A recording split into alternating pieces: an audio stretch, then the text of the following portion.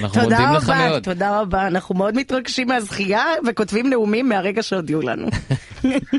זה רכב קיבלתם גם. ודאי, וזה עדיין נטוף, עוד לא מגלים, כי זה הפתעה וזה ייכנס לתוך הטקס וזה ודאי. אבל היי, התכנסנו לא לדבר עלינו שוב, אלא עליך, ובשנת 78 הגשת לראשונה את פינתך, נכון? איזה תקופה. תאמין לי, בדיוק נולדתי. מה היה, אבל לא בכללי בארץ, אלא איך נהייתה הפינה? כן. מודקה נאור היה אז מפקד גלי צהל. כן. אני צריך לומר, הדוקטור מרדכי נאור. כן. זה היה אחד המקרים הנדירים שמפקד גלי צהל לא היה איש חדשות. והוא היה, הדוקטורט שלו זה תולדות הציונות. הוא אוהב תכנים שאינם דווקא חדשות. אם כי תקופתו הביאה לנו גם את הטלפון האדום, אבל... אתה רומז לזה שהוא זימן את הפינה ולא הפינה הזדמנה אליו? הוא הציע לי, אני באתי לגלי צהל, הייתי בן 24 אחרי השירות ואחרי, לא שירתי בגלי צהל. כן. ואחרי תואר ראשון באוניברסיטה. התחלת התואר השני. כן. התואר היה בלשון עברית, בלשונות שמית, והוא רוצה לעשות משהו עם זה. אני מה שנתתי היה שילוב של השירים, משוגע על הזמר העברי. המילים של השירים העבריים תורמות אליי בקלות. כן. עכשיו, כשהייתי צריך לבחור עוס, חיפשתי משהו שיהיה מנגינה באורך סביר, מנגינה שיש בה משהו שיהיה ניחוח צברי, שמח. השיר שבחרתי הוא שיר שכתב אלתרמן והלחין דניאל סמבורסקי. דניאל סמבורסקי הוא מייסד הרבה השירה לציבור. זה במזרח זורח ורד. שאגב, הוא לא נכנס לדיסק כבאותו לא נעימה אינסטרומנטלית. רק שתדע. תהיה ועדה שתבדוק את הסוגיה הזאת. אני מציע. אתה רוצה שנלווה לך את הוועדה שבחרה בנו בפרס? לפרס מפקד גל"צ? אנחנו יכולים. לא, כל עוד היה לינדנשטראוס, אז הייתה לי תקווה, אבל עכשיו שהוא פרס. רגע, בואו נשמע את הפינה הראשונה שלך. רגע. מתי שמעת פעם אחרונה את הפינה הראשונה שלך בכל הזמנים? פנה תמיד קדימה, אני לא שומע שום דבר אחורה. נו, אז הנה הזדמנות משגעת. רק שימו לב, בקטנה, שההוכחה לכך שזו אכן פינה מן העבר, זה שהיום אומרים הדוקטור אבשלום קור, וכאן אתה רק אבשלום קור. שים לב.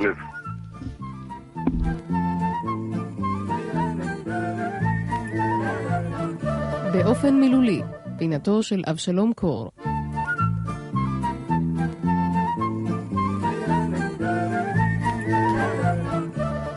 שלום רבותיי, מהיום נהיה כאן עם הפנים לעברית, בכל יום אחר הצהריים, 5 דקות לפני 5. נפתח בשאלה, מה הבעיה הכבדה ביותר של העברית בדורנו? והתשובה, הבעיה הכבדה של העברית היא שהפסקנו לדבר עברית. בבקשה, הנה ראש הממשלה מנחם בגין.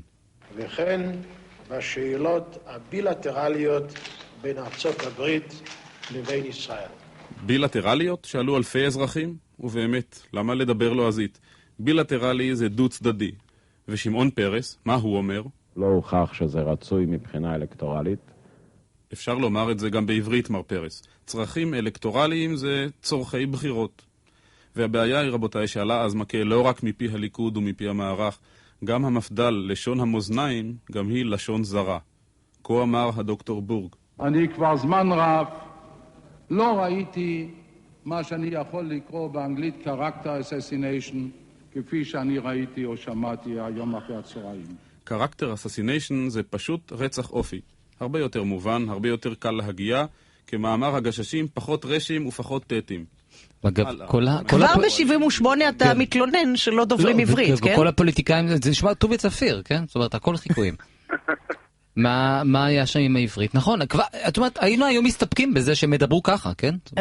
מסתפקים, נותנים כמה מילים בלועזית, לפחות המילה בלועזית מתאימה לתפקיד שלה במשפט נניח, וגם עברית עכשיו מדברים פחות טוב.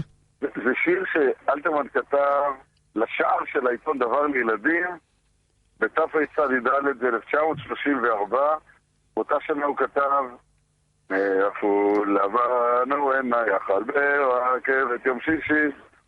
עוד שבועיים לפי התאריך של העיתון דבר לילדים, של שאר העיתון הזה הופיע השיר הזה, שיר מחנה קיץ, זה שמו. כן. לפי השער של העיתון, עוד שבועיים ימלאו לשיר את זה 78 שנה. וואו, שזה מסתדר. מה, יש לך את השער של העיתון? ברדיו קצת קשה להראות את הדבר. אבל המילים, מה זה במזרח זורח ורד? הוורד... רגע, יש פינה, תתרכז, יש פינה. עוד פעם, במזרח, מה זה במזרח זורח ורד? במזרח זורח ורד, כן. ורד זה השמש שהיא ורודה כשהיא זורחת. ואז הוא כותב, במזרח זורח ורד, מטרטרת חצוצרת, כל הקרת מתעוררת, דגל מתנופף ברוח, תהומה בסיר נפוח, אצל ברז הקילוח תור. כלומר, ליד המקלחת, במחנה יש תור. והוא גומר במחנה עצום עיניך, הרקיע מעליך, שר מה טוב אוהליך, טוב, טוב. דע לך שלא הייתי מסיים את השעתיים האלה בלי שירה שלך. באופן חד משמעי, אני מודיעה לכם את זה. אז עכשיו ניתן את הגרסה הפחות טובה. נכון, המקורית. בהחלט. תודה רבה, אבשלום קור. כל המצוות להתראות. יאללה. תודה רבה. ביי אבשי. אתה השתגעת. הוא דוקטור. לא בעברית. במזרח זורח ורד, מטרטרת חצוצרת, כל הקרת מתעוררת, אור, דגל מתנופף ברוח, תהווה בסיר נפוח, אצל ברז הקילוח תור, עציץ אדום עץ ירוק מהרו הגיע בוקר, הרגעים עולים ביוקר, כן, משחקים עוד נערוכה, עולמות עוד נהפוכה, חופש חופש אין כמוך,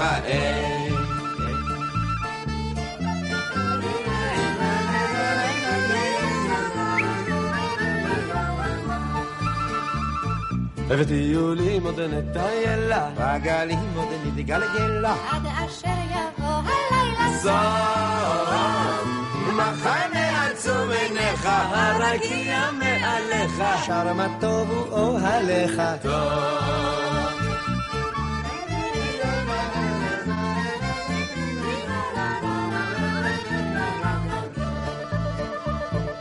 במזרח זורח ורד, מטרטרת חצוצרת, כל הקרת מתעוררת, אור, דגל מתנופף ברוח, תהווה בסיר נפוח, אצל ברז הקילוח תור, עציץ אדום עץ ירוק מהרו הגיע בוקר, הרגעים עולים ביוקר, כן, משחקים עוד נערוכה, עולמות עוד נהפוכה, חופש חופש אין כמוך,